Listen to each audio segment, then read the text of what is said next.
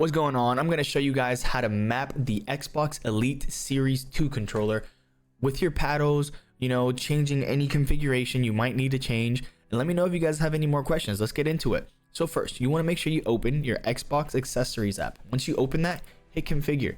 You're going to have different profiles here. Once you're on this page, just select new profile. We're going to name it the best, of course. We're going to hit save. Once that pops up, boom. Now we have here all of our paddles, all of our buttons, our D-pads, our analog sticks.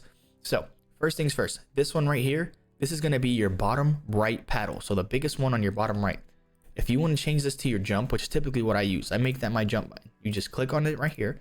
You make it the A button. If you use the shift button, it'll make it so that when you click a shift button, you get different actions for the same key, but you don't need that. Just use the same button. So I just do A right there. And then typically I use this one for my B. So say you want to crouch or maybe pull out your builds in Fortnite. That's what I like to use that one for.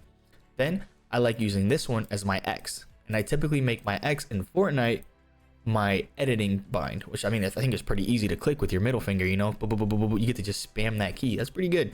Then I use this one either as my left D-pad, my right D-pad, my up D-pad, something that I don't have to move my other thumb from moving in case I have to pick up weapons or something like that. So typically I like to make it my left D-pad just so I can pick up weapons without having to move my finger off the moving button. So we're going to put that right there, left D-pad, boom. Now I just typically keep the rest of these the same, but if you want to change any of them, you just click on it and do the same exact thing. Now you got your left and right sticks. So I've been testing all of them out and I have a different video if you don't know what these all do. And I feel like I liked instant the most. So I'm just going to keep that on instant. We're going to go to the right stick and we're also going to make this on instant. Now we're going to go to the triggers.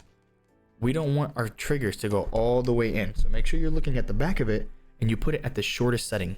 Because if you have it on the long setting all the way to the back, that's going to make you waste time. So look, you get to just go. You don't want that. That makes you lose time in shooting people and do it quickly. You want it on the shortest one possible. So now we go into the vibration. Don't use the vibration. Vibration can make your hands all shaky. Don't use that. It's going to mess up your aim. And then I like changing the color of it. So, that way you can distinguish your different profiles. Maybe in one game for Call of Duty, you're going to want your A or B to be completely different than for Fortnite. Now, once you go back, you want to pick one of the slots. So what the slots mean is if you see these little lights light up right here, that's the slot that you're on.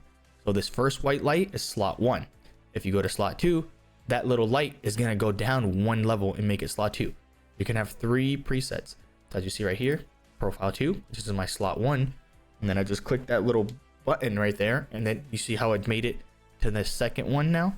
If I click it again, it'll make it to the third one. If I click it again, it'll just be a default controller.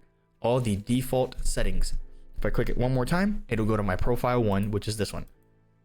And that's how you map your Xbox Elite Series 2 controller. Please leave a comment if you guys have any questions on this video or if you have any other videos you might want me to make.